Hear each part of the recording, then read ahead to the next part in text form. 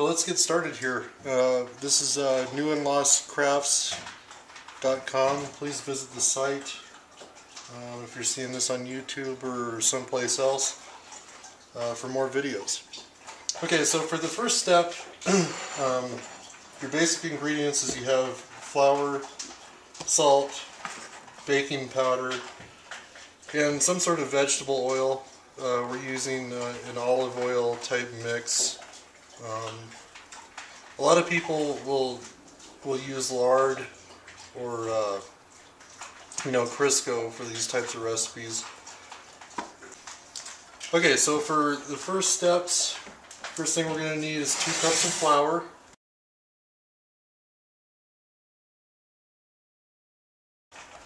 Okay, so 2 cups of flour.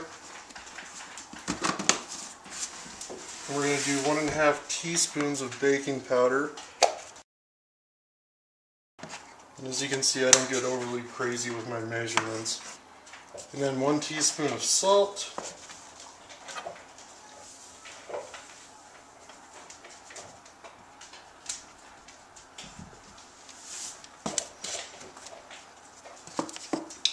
And then our oil at 2 teaspoons.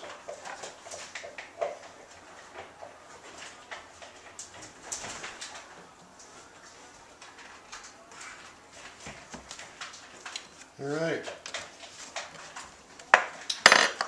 Now with a fork, whatever you have. And you want to mix this together initially. Just kind of get it homogeneous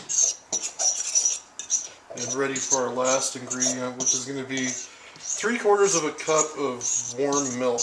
The way that I do that is just take your cup, 3/4, and then we'll put it in the microwave for about 30 seconds or so. Okay, so we're back from that short little break. Here's my 3/4 of a cup of warm milk, and you just want to, add it gently to the flour and the other mix. Again, take your spoon or your stirring implement and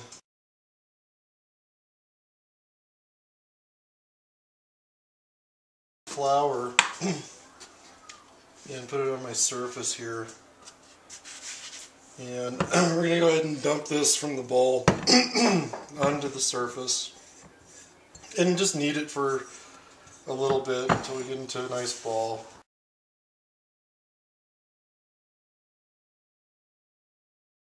Force it into there. And then what we're going to do is we're going to stick it back in the bowl and going to cover it with a wet paper towel, and we're going to let it sit for about a half an hour. And it'll rise a little bit. I'm going to stick some of this stuff that's more clumpy in there because I think it'll integrate later. Okay, we're back. It's been just a little over 30 minutes here with this dough resting. Let's save our wet paper towel and go ahead and take this dough out. And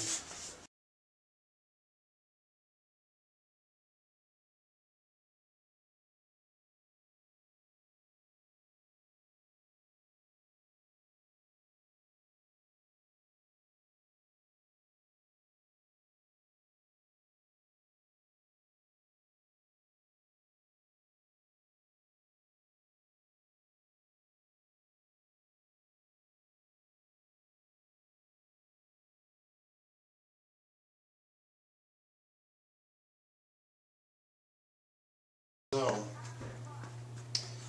what we have here is 10 little balls ready to be rolled up. I'm going to do a little bit of cleanup of this stuff.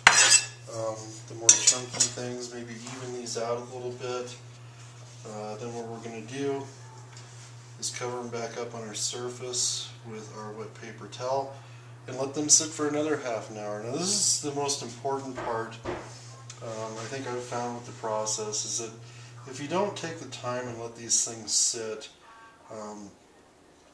what happens is they become, they don't, it makes them less elastic the longer you let them sit. So half an hour is a really good time frame. But what that means is when you go to roll these things out, if you don't let them sit long enough, they're going to have a tendency to pull back and kind of get Okay, fat. we're back. It's actually been maybe an hour, hour and a half or so. But that's okay with this step of the process.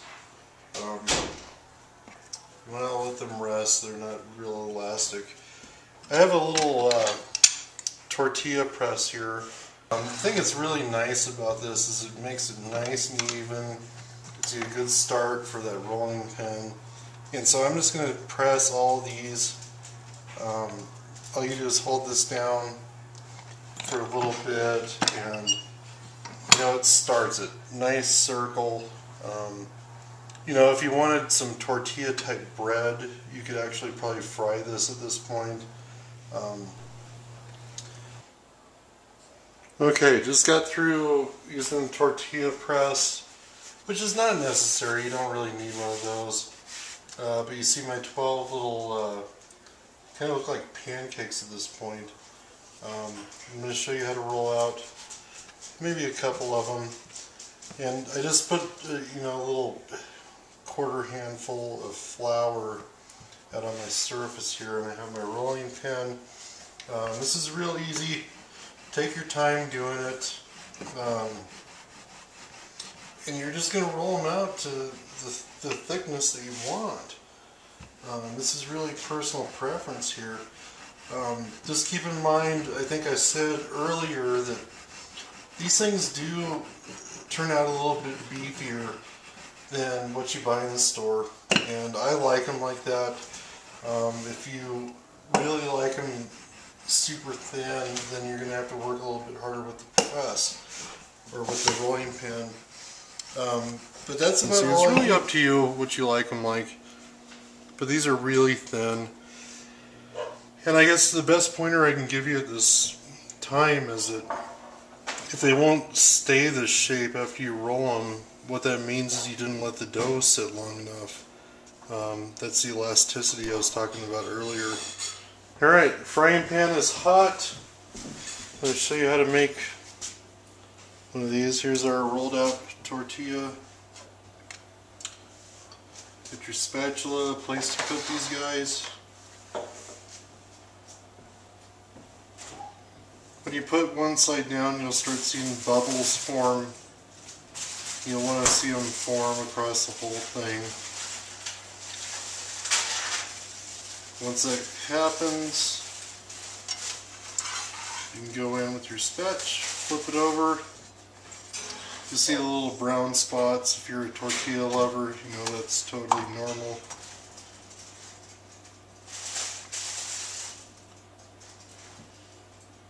Once the frying pan is nice and hot, it's, you know, maybe 15-20 seconds on each side, but don't hold me to that. It's going to change, you know, if you have a propane or natural gas stovetop. But if you can get a light, you know, browning where the bubbles form, I think the thing that weirds people out the most is it goes really fast. Just wanted to point out, these things are substantial. It's a lot of food, which makes them even that much more neater. But here's a look at the final product. Me and my family would be munching on these, you know, for the next week or so. They really add something to the meal as opposed to just being a filler, and it's pretty neat. And, you know, cheap. If you have the time to do it, I highly recommend it. Again, ask me any questions you have. This is Willie signing off once again. newandlostcrafts.com. Pay us a visit. Bye-bye.